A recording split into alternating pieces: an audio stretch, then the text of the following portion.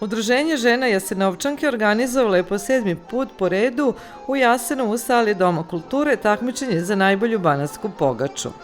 Pored udruženja žena iz opštine Bela Crkva, ljubazne Jasenovčanke ugostile su udruženja sa teritorije grada Vršca. Program su otvorili članovi Kulturno-umetničkog društva Đorđe Maletić iz Jasenova.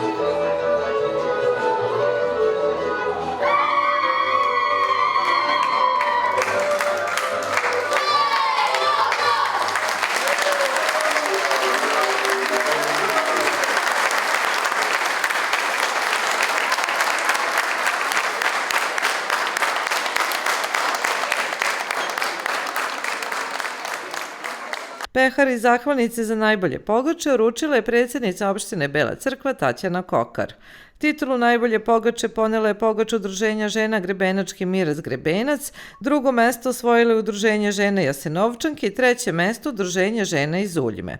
Eto, mi sa zadovoljstvom okupimo udruženja žena iz Vršačke opštine, iz Belocrkvanske opštine, družimo se, eto, da ne bi zaboravili tradiciju, znači naših baka, mama, kako su mesili, preneli na nas to iskustvo i tako zadovoljstvo nam je da negujemo tu tradiciju, da ne ode u zaborav. Koliko smo imali pogača? Imali smo 15 pogača iz Vršačke opštine i iz Belocrkvanske. Svako udruženje po jednu pogaču za takmičenje.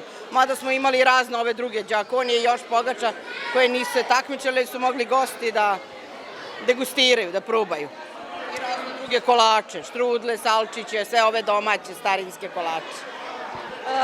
Ove godine Pehar odlazi u Grebenac. Jeste, Grebenački miraz Grebenac, prvo mesto.